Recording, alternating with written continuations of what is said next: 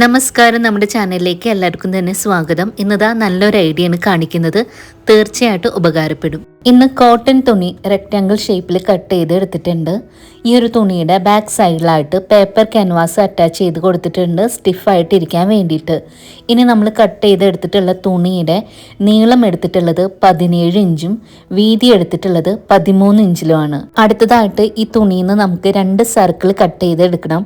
അതിനായിട്ട് റൗണ്ട് ഷേപ്പിലുള്ള ഒരു ബൗൾ എടുത്തിട്ട് ഇതുപോലെ റൗണ്ട് ഒന്ന് മാർക്ക് ചെയ്ത് കൊടുക്കാം. ഇതിന്റെ ഡയമീറ്റർ എടുത്തിട്ടുള്ളത് 6.5 ഇഞ്ചിലാണ്. അപ്പൊ ഇവിടെ 2 സർക്കിളും മാർക്ക് ചെയ്തിട്ടുണ്ട്. ഇനി നമുക്ക് ഈ ഒരു ഷേപ്പിൽ തന്നെ 2 സർക്കിളും കട്ട് ചെയ്ത് എടുക്കാം. അങ്ങനെ കട്ട് ചെയ്ത് എടുത്തിട്ടുണ്ട്. ഇനി ഈ 2 പീസും സൈഡിലേക്ക് മാറ്റി വെക്കാം. അടുത്തതായിട്ട് ലൈനിങ് തുണിയാണ് എടുത്തിട്ടുള്ളത്. കോട്ടന്റെ 2 മടക്കായിട്ട് വെച്ച് കൊടുത്തിട്ടുണ്ട്. ഇതിന്റെ മുകളിലേക്കായിട്ട് റൗണ്ടിൽ കട്ട് ചെയ്തിട്ടുള്ള ഒരു പീസ് തുണി വെച്ച് കൊടുക്കുക. റൗണ്ടിലായിട്ട് ലൈനിങ് തുണി കട്ട് ചെയ്തെടുക്കാം. അപ്പോൾ ലൈനിങ്ങിൻ്റെ തുണി കട്ട് ചെയ്തിട്ടുണ്ട്. ഇത് നമ്മൾ 2 പീസാണ് കട്ട് ചെയ്തിട്ടുള്ളത്. ഇനി നേരത്തെ കട്ട് ചെയ്ത് വെച്ച 2 തുണി ലൈനിങ് തുണിയുടെ മുകളിലേക്കായിട്ട് ഇതുപോലെ വെച്ച് കൊടുക്കുക. റൗണ്ടിലൂടെ അരികിലൂടെ ആയിട്ട് സ്റ്റിച്ച് ചെയ്തെടുക്കാം. 2 പീസും ആ ഒരു രീതിക്ക് സ്റ്റിച്ച് ചെയ്യാം. അങ്ങനെ 2 പീസിലും ലൈനിങ് തുണി സ്റ്റിച്ച് ചെയ്ത് എടുത്തിട്ടുണ്ട്. ഇതുപോലെയാണ് ഉള്ളത്. ഇതിനെ നമുക്ക് സൈഡിലേക്ക് നീക്കി വെച്ചിട്ട് അടുത്തതായിട്ട് സിബ് സ്റ്റിച്ച് ചെയ്യാനായിട്ടുള്ള മെയിൻ ഫാബ്രിക്കും സിബും ലൈനിങ്ങിൻ്റെ തുണിയാണ് എടുത്തിട്ടുള്ളത്. മെയിൻ ഫാബ്രിക്കിൻ്റെ നീളം എടുത്തിട്ടുള്ളത് 18 ഇഞ്ചിലും വീതി എടുത്തിട്ടുള്ളത് 2.5 ഇഞ്ചിലാണ് കേട്ടോ. ഇനി ഇവിടെ നമ്മൾ സിബിലേക്ക് 2 റണ്ണറാണ് ഇട്ട് കൊടുത്തിട്ടുള്ളത് കേട്ടോ. സിബിൻ്റെ നല്ല ഭാഗത ഇതുപോലെ വയ്ക്കുക. എന്നിട്ട് മെയിൻ തുണിയുടെ അരികു ഭാഗത്തേക്കായിട്ട് ഇതുപോലെ വെച്ച് കൊടുക്കണം. അടുത്തതായിട്ട് ലൈനിങ് തുണി എടുത്തിട്ട് സിബിൻ്റെ ആ ഒരു അരികു ഭാഗത്തേക്കായിട്ട് ഇതുപോലെ വെച്ച് കൊടുക്കുക. മാർക്ക് ചെയ്യുന്നത് പോലെ ആ ഒരു അരികു ഭാഗം സ്റ്റിച്ച് ചെയ്തെടുക്കാം. അപ്പം അങ്ങനെ മാർക്ക് ചെയ്ത ഭാഗം സ്റ്റിച്ച് ചെയ്തിട്ടുണ്ട്.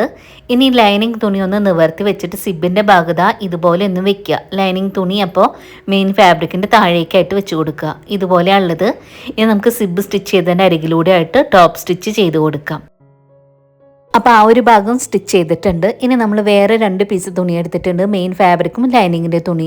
ഇതിൻ്റെ നീളം എടുത്തിട്ടുള്ളത് 18 ഇഞ്ചും വീതി എടുത്തിട്ടുള്ളത് 4 ഇഞ്ചിലുമാണ്. ഇനി മെയിൻ ഫാബ്രിക് മാറ്റി വെച്ചിട്ട് ലൈനിങ് തുണിയുടെ അരികു ഭാഗത്തേക്കായിട്ട് സിബ് സ്റ്റിച്ച് ചെയ്തിട്ടുള്ള സിബിൻ്റെ ആ ഒരു അരികു ഭാഗം ഇങ്ങനെ വെച്ച് കൊടുക്കാം. അതിനുശേഷം മെയിൻ ഫാബ്രിക് എടുത്തിട്ട് സിബിൻ്റെ മോൾ ഭാഗത്തൂടെ അരികിലൂടെ ആയിട്ട് ഇതുപോലെ വെച്ച് കൊടുക്കാം. അതിനുശേഷം മാർക്ക് ചെയ്യുന്നത് പോലെ ആ ഒരു അരികു ഭാഗം സ്റ്റിച്ച് ചെയ്തെടുക്കാം. അങ്ങനെ ആ ഒരു ഭാഗവും സ്റ്റിച്ച് ചെയ്ത് എടുത്തിട്ടുണ്ട്. ഇനി മെയിൻ ഫാബ്രിക് ഇതുപോലെ ഫ്രണ്ടിലേക്കായിട്ട് നിവർത്തി വെച്ചിട്ട് സിബ് സ്റ്റിച്ച് ചെയ്തതിൻ്റെ അരികിലൂടെ ആയിട്ടൊന്ന് പ്രസ് ചെയ്ത് കൊടുക്കുക കൈ വെച്ചിട്ട്. അതിനുശേഷം ലൈനിങ്ങിൻ്റെ തുണി ഇതുപോലെ വെച്ച് കൊടുക്കുക. ഇനി മാർക്ക് ചെയ്യുന്നത് പോലെ ഇതിൻ്റെ അരികിലൂടെ ആയിട്ട് ടോപ്പ് സ്റ്റിച്ച് ചെയ്ത് കൊടുക്കാം.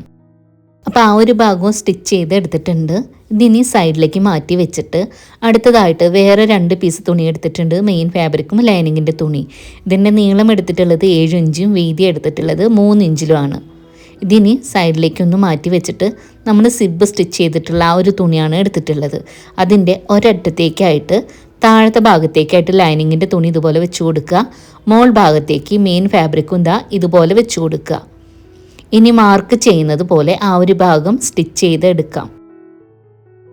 ഇപ്പം നമ്മൾ മാർക്ക് ചെയ്തിട്ടുള്ള ഭാഗം സ്റ്റിച്ച് ചെയ്ത് കൊണ്ടുവന്നിട്ടുണ്ട്. ഇനി താഴത്തെ ലൈനിങ് തുണി മെയിൻ ഫാബ്രിക് ഇതുപോലെ നിവർത്തി വെച്ചിട്ട് മോൾ ഭാഗത്തൂടെ ടോപ്പ് സ്റ്റിച്ച് ചെയ്ത് കൊടുക്കാം കേട്ടോ. മാർക്ക് ചെയ്ത ഭാഗം. അപ്പം ആ ഒരു ഭാഗം നമുക്ക് സ്റ്റിച്ച് ചെയ്തെടുക്കാം.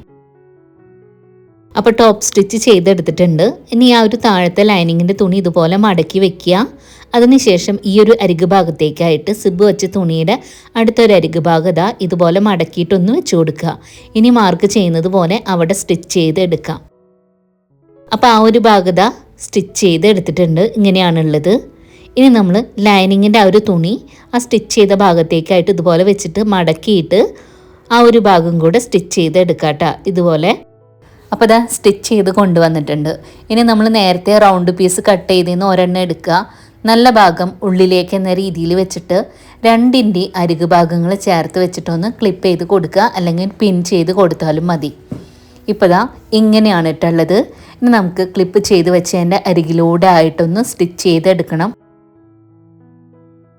അപ്പോൾ ഇവിടെ ആ ഒരു ഭാഗം സ്റ്റിച്ച് ചെയ്തിട്ടുണ്ട്. അവിടെ നമ്മൾ കവറിങ് പോലെ സ്റ്റിച്ച് ചെയ്ത് കൊടുത്തിട്ടുണ്ട് ഒരു പീസ് തുണി വെച്ചിട്ട്. ഇനി നമുക്ക് അടുത്തൊരു ഭാഗം സ്റ്റിച്ച് ചെയ്യാം. അതിനായിട്ട് അടുത്തൊരു റൗണ്ട് പീസ് എടുത്തിട്ട് ഇതുപോലെ വെച്ച് കൊടുക്കുക. അരിക് ഭാഗങ്ങൾ ചേർത്ത് വെച്ചിട്ട് ക്ലിപ്പ് ചെയ്തിട്ടുണ്ട്. മാർക്ക് ചെയ്യുന്നത് പോലെ അരികിലൂടെ സ്റ്റിച്ച് ചെയ്തെടുക്കുക. അപ്പോൾ ആ ഒരു സൈഡും സ്റ്റിച്ച് ചെയ്തിട്ടുണ്ട്. അവിടെയും നമ്മൾ കവറിങ് പോലെ സ്റ്റിച്ച് ചെയ്തിട്ടുണ്ട്. ഇനി സിബ് ഓപ്പൺ ആക്കിയിട്ട് ബാഗ് നമുക്ക് നല്ല വശത്തേക്കായിട്ട് ഇട്ട് കൊടുക്കാം. നമ്മുടെ ബാഗിൻ്റെ ഉൾവശം കാണാനായിട്ട് ഈ ഒരു രീതിക്കാണ് ഉള്ളത്. ഈ ഒരു ബാഗ് വളരെ എളുപ്പമല്ലേ നമ്മൾ സ്റ്റിച്ച് ചെയ്തത്. അതുപോലെ തന്നെ ഒരുപാട് ഉപയോഗങ്ങളും ഉണ്ട് കേട്ടോ ഈ ബാഗ് കൊണ്ട്. ഈ ഒരു ബാഗ് നമുക്ക് മേക്കപ്പ് പ്രോഡക്റ്റ് ഒക്കെ വെക്കുന്ന ബാഗായിട്ട് ഉപയോഗിക്കുക, അല്ലെങ്കിൽ മെഡിസിൻ ബാഗായിട്ട്, അതുപോലെ സ്റ്റിച്ചിങ് മെറ്റീരിയലൊക്കെ വെക്കുന്ന ബാഗായിട്ട് ഉപയോഗിക്കാം. അങ്ങനെ പല പല ഉപയോഗങ്ങളാണ് കേട്ടോ. ഈ ഒരു വീഡിയോ നിങ്ങൾക്ക് ഇഷ്ടമായെങ്കിൽ മറക്കാതെ ഒന്ന് ലൈക്ക് ചെയ്യുക. നിങ്ങളുടെ 1-2 ഫ്രണ്ട്സിന് ഷെയർ ചെയ്ത് കൊടുക്കുക. നിങ്ങളുടെ അഭിപ്രായം എന്തായാലും ഒരു ഹാർട്ടെങ്കിലും തന്ന് അറിയിക്കുക. അതുപോലെ ഈ വീഡിയോ ഒന്ന് ഹൈപ്പ് ചെയ്യാനും മറക്കരുത് കേട്ടോ. ഇനി അടുത്ത ദിവസം നല്ല വീഡിയോ ആയിട്ട് വരാം. Thanks for watching.